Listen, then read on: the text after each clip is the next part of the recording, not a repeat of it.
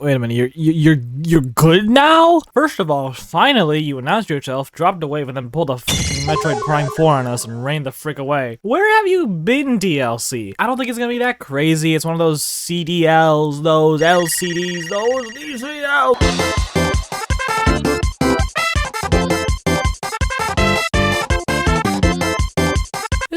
This is awesome. This is so good. Oh my god, what the hell? I wasn't even expecting to make a video about this, but damn, girl, you got nasty up in here. Mario Kart 8 Deluxe was really slowing down, but holy crap, they picked up the pace with this one. These courses really took advantage of the art stuff for this new asterisk old generation of tracks. These look good in their own way. Let me get a good metaphor up in here. Classic Mario Kart 8 Deluxe is those bigger, grandiose leading games like Metroid Prime, Zelda Breath of the Wild, Mario Odyssey. These ones are the more tight-knit, design-oriented tracks like the 2D versions of Metroid, Zelda, and Mario. Less intense in graphics, however, clearly showing that they've had time to master everything from a game design perspective.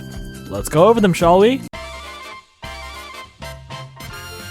First up, New York Minute. Like I said, graphically it could be better. In fact, it's kind of sad this wasn't in that MK8D graphics echelon, mostly because that game specifically does metallic cities really beautifully, but screw that, this is awesome. The entire level firstly feels sort of claustrophobic. You can't see any gleaming skylines or horizons, and that's good. Leave the open courses to somewhere else. It's New York, of course it feels like the walls are closing in all the time. Personally, this wasn't as authentic as the real New York because there wasn't anything openly cursing at me for existing, so it gets a few points off of the charts, but who am I kidding? Donkey Kong is the best musical after all, because every turn of this place is, like the real thing, super maze-like. This doesn't look like a Mario Kart map. It looks like my intestinal tract after eating Mexican food. And I love how the tall buildings pair with the forwards and backwards course design really gives you a hard time picturing the full map, really giving you a sense of variety and adding onto the memory components of the game. But don't worry, you won't get lost. Ya boys are here to help. These arrows pretty much prove that Nintendo really has mastered controlling the 12 players on the racetrack from a timing perspective. These designers have gotten increasingly better at controlling everything and can guide 3 different laps in a grid of a city perfectly. If this was on 64, I would have promised you would have at least done a couple dozen multiple wrong turns. Next up,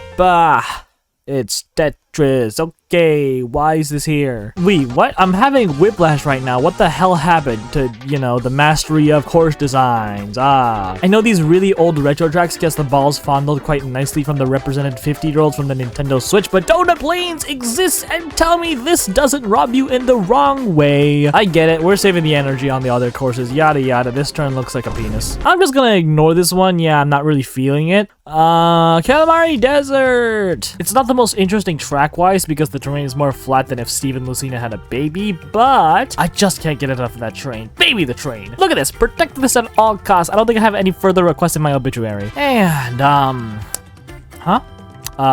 excuse me? What? So yeah, that just happened. This is so cool. I know that some amount of modifications were in order, like these ramps and a good old arbitrary paraglider, but holy shit, you can go inside the tunnel? Speaking of which, how does the ramp even appear? It looks like a big ramp to just come out of nowhere, so let's wait and see how it plays out. Are you serious? Okay, that's just funny.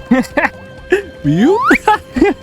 Fan modders got nothing on this. This is purely an original idea. This not only satisfied my childhood wonder on what the inside of the tunnel looked like in 64, but also all the other times where planes, cars, vehicles would enter and exit, leaving to a barricaded area for your imagination to just wonder. It's torture, but I love it here. This is awesome because it fully acknowledges all of that whilst making the most tightest curve in all of Mario Kart.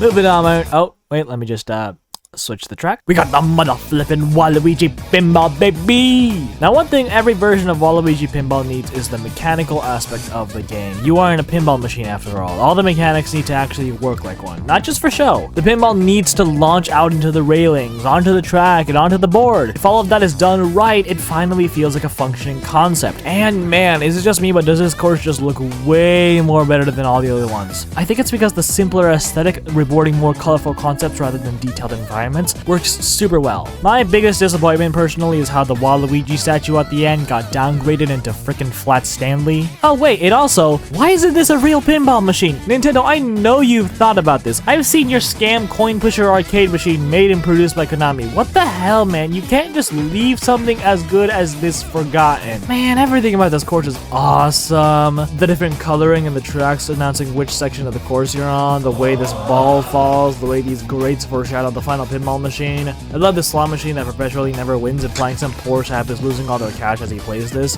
I love how impractical the Waluigi statue is when you consider the pinball machine from said poor sap's perspective. Alright, you win, Nintendo. I can forgive your shitty Tetris reference. Next up, switching spots, is Sydney Sprint. Now, unlike Tokyo Blur, I don't live here, so I really don't know what to expect from this course. There's a park section called... Alright, cool. And also, Jesus, this map is huge! This is one of the things where it's gonna take at least a dozen attempts in order to fully figure out all the nooks and crannies of the course. There's a metric duck ton of track, and honest to God, it's all pretty well handled too. This bridge section has ramps going one way, but you're introduced to them driving from the opposite. Ah, and the music, look at this!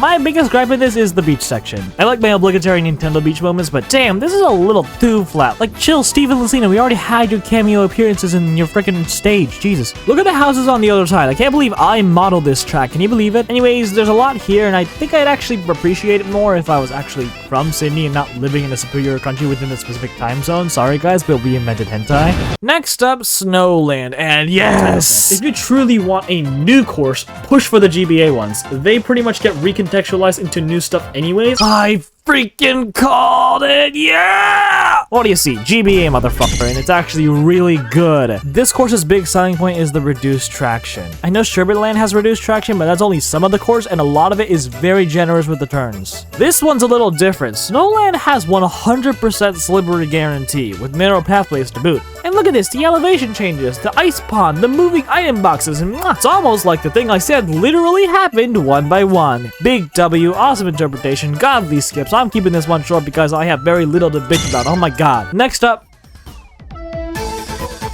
Mushroom Gorge. This one is actually also something I knew about the moment Sky Gardens decided to add this motherfucker and pretending I didn't notice. I'm calling it now, we're also getting Vanilla Lake. This is just a good old fun time. I can actually play this course now because they patched out the glaring issue with this thing, so that's a positive. I don't really have to add much here. It's Mushroom Gorge, it's fun, the jumps are chaotic yet manageable. Surprisingly, it's actually one of the most inoffensive courses in all of this wave. I know, sounds weird, right? Like this wave is really packing a punch in terms of personality aside from the Russian motherfucker. They're really knocking it out of the park. Good job. And so we arrived to Sky High Sunday. This is the type of course I will die on a hill to defend. This is so bouncy and so fucking fun. We aren't playing a kart racer anymore. This is a freaking platformer. A Fall Guys, but it doesn't have any Tracer, Doom Guy, and fucking Mai Shiranui, is that you? This is the type of thing that's so stupid that I don't actually care if this is good game design. First of all, the gravity is friggin' stupid and all the carts literally learn how to fly without wings. This ice cream item box is stupid as hell. The rails being anti-gravity spinner thingies is pretty funny. There's literally no indication they just made it for the hell of it. The fact that this has the same shape as Excitebike is even more hilarious. Wait a minute. This is just Excitebike. God damn. Why is this so good? Like, Jesus, it's so good. I can't believe how much of a step up this is from the Battle Pass. Nothing drastic, too. Just small gimmicks and elements from each and every single racetrack adding on to each other to make this actually really good cup. On screen right now are the tracks I want for the next, 32? Yeah, 32 other tracks. Jesus, this is gonna take forever to come out. Oh my god. Yeah, last time I checked, oh my god, you're doubling the game. Like, this is insane. Whatever, man. I'm going. I don't have a script. It's like 2 in the morning. How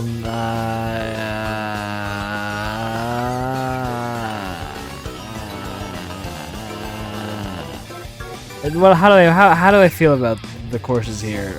Sky High Sunday, fucking awesome, easily the best one. You can't at me for that. Calamari Desert, really cool. New York Minute and Sydney Sprint, pretty cool too. Waluigi Pinball, awesome. I'm using fucking similes to describe all of these. There's literally no difference in any of them. I'm just trying to make sure the thing in the background scrolls in an adequate amount of time. Alright, bye!